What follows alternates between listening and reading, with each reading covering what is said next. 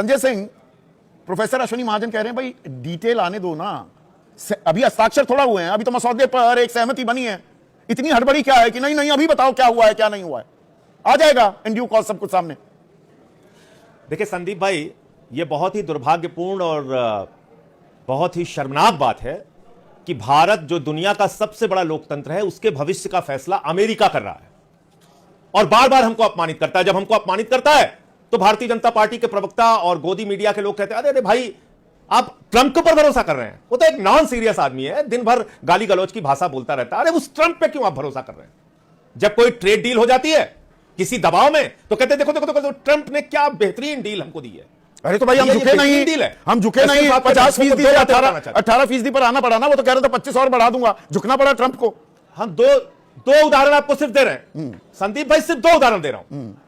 भारत रूस से लगभग 40% तेल खरीदता है, कच्चा तेल खरीदता है, और रूस पूरी दुनिया में सबसे सस्ते दाम का तेल, कच्चा तेल भारत को देता है।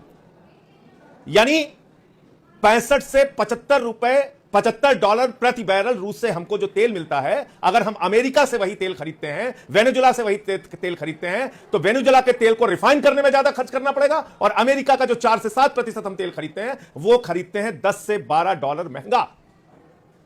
तो हिंदुस्तान के ऊपर कितना बोझ पड़ रहा है, हिंदुस्तान की जनता पे कितना बोझ पड़ रहा है सालाना? 70,000 करोड़ रुपए का। आपने कहा कि हम, अमेरिका कह रहा है भारत रूस से तेल नहीं खरीदेगा, इसका मतलब इस देश को 70,000 करोड़ रुपए का चूना लगेगा। वो कौन? रूस ने तो मना कर दिया, रूसी सरकार कह रही है नहीं, हिंदुस्तान ने ऐसी कोई बात उनसे की नहीं है कि हम तेल खरीदना बंद करेंगे। तो एक बात तो ये अमेरिका इस बात का दावा कर रहा है, दूसरी उनकी कृषि मंत्री कह रही है कि अब भारत, अमेरिका के किसानों के लिए भारत का बड़ा बाजार खुल गया है। आप सोचिए अगर हिंदुस्तान में अमेरिका का गेहूं, अमेरिका का कपास, अमेरिका के मक्का, अमेरिका के सोयाबीन, अगर ये सारा कुछ बिकने लगेगा और दूध के प्रोडक्ट्स अगर बिकने लगेंगे, कृषि उत्पाद बिकने लगेंगे जीरो टैक्स पे, तो आप बताइए हिंदुस्तान की जितनी सरकार, कम से कम कृषि में हम 30 से 40% टैक्स लगाते थे, उससे कम करोड़ों लोगों का रोजगार जुड़ा हुआ है इससे। हाँ।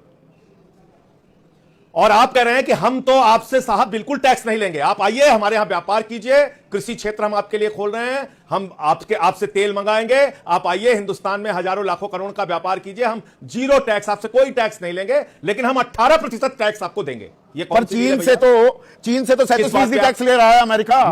चीन के साथ मचा रहे हैं, किस बात पे आप अभिनंदन करा रहे हैं अपना? किस बात पे अपना अभिनंदन करा रहे हैं आप? किस बात पे आप इतना उछल रहे हैं? आपका परंपरागत मित्र है रूस, आप उससे रिश्ते खराब कर रहे हैं उस आदमी के लिए जिसको आप खुद ही कह रहे थे कि नॉन सीरियस आदमी है, उसके ऊपर भरोसा नहीं करना चाहिए। आप उसके कारण से अपने परंपरागत मित्र से रिश्ते अपने खराब करेंगे।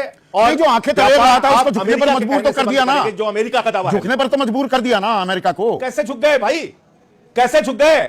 आपने जीरो कर दिया टैक्स, उन्होंने 18% टैक्स कर दिया, झुक कहां गया?